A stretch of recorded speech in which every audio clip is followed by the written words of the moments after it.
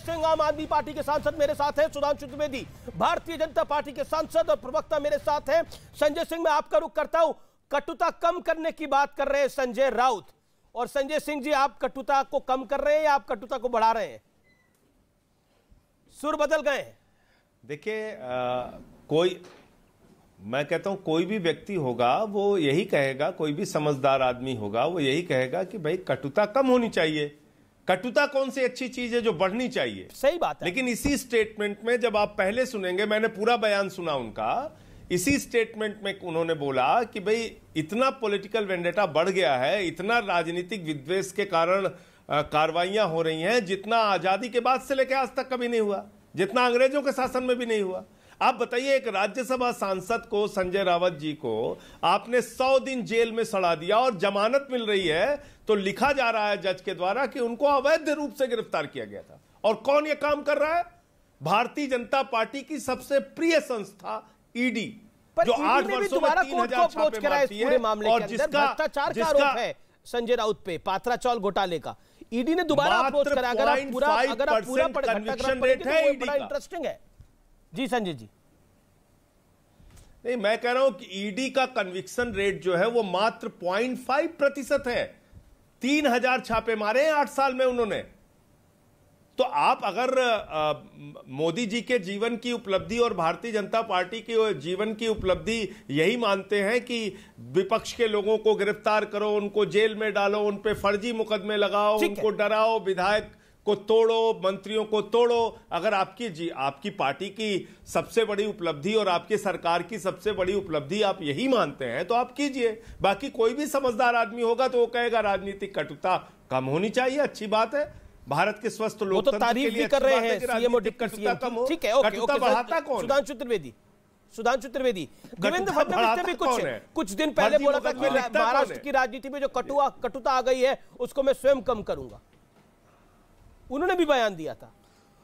देखिए, कटुता कम होनी चाहिए वो तो एक विषय है, पर कटुता आई कहां से? कटुता तो वहां से आई है जो, याद करिए, मोदी जी के विरुद्ध क्या कहा गया था कि बोटी बोटी काट डालूंगा। ऐसे बयानों पर भी लोग परोक्ष रूप से समर्थन करते थे। 2 महीने पहले की बात है, मौत की कामना और मौत के प्रकार तक बताए गए थे, मौत का सौदागर तक बताया गया था। और जब आम आदमी पार्टी पहला चुनाव लड़ रही थी तो दिल्ली के ऑटो पे लिखा रहता था, शीला दीक्षित जी और केजरीवाल जी की फोटो लगा के, ईमानदार या बेईमान। इस ढंग से कठोर कटु शब्दों का प्रयोग मौत के सौदागर से लेकर वहां तक, उसने भारत की राजनीति के वातावरण को बहुत विषाक्त कर दिया है।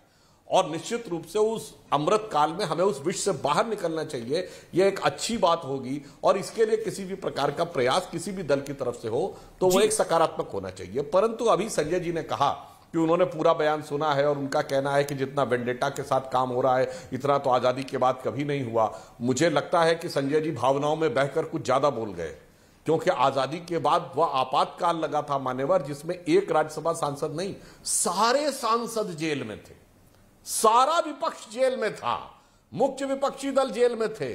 और आज की पीढ़ी, वैसे तो हम लोगों की भी वो बहुत पहले की बात है, होश संभालने से पहले की बात है, परंतु मैं ये बता दूं उन पे चार्जेस कौन से लगे थे? नॉर्मल चार्जेस नहीं लगे थे। जैसे आज रासुका या एंटी टेरर एक्ट होता है, मीसा और डीआईआर में बंद थे, जो आज की डेट में यूएपीए और आतंकवाद निरोधी देशद्रोह के कानूनों के समकक्ष लगे थे। यानी अगर यह होता कि आरोपी चुनाव नहीं लड़ सकता तो कोई विपक्ष का चुनाव ही नहीं लड़ पाता। अंग्रेजों के जमाने तक से आपने कंपेयर कर दिया, जबकि आज तो यथार्थ यह है कि हमारी सरकार को जितने प्रकार की अभद्र और शब्दों का प्रयोग, जिस स्वतंत्रता नहीं स्वच्छंदता के साथ सरकार और प्रधानमंत्री जी के खिलाफ करने का मौका मिलता है विपक्ष को, मेरे विचार से यह अंग्रेजों के जमाने से लेकर स्वतंत्र भारत के इतिहास में कोई ऐसा उदाहरण। ठीक है, राजनीति में कटुता कम करने की जिम्मेदारी तो हर नेता की है, हर नेता की है, और आप दोनों तो सांसद हैं, आपकी ज्यादा है। तो मेरा तो निवेदन रहेगा कि कटुता को कम करिए और बेहतर संवाद होगा तो हमको भी बेहतर मौके मिलेंगे सवाल पूछने के और पब्लिक को बेहतर मौके मिलेंगे जवाब सुनने के। तो मेरा तो निवेदन है कि जो संजय राउत ने बात बोली है और जो पहले देवेंद्र फडणवीस ने बात बोली है वो बेहतर बात है, उसमें इंप्लीमेंटेशन होना चाहिए। इस बात को तो यही विराम देते हैं।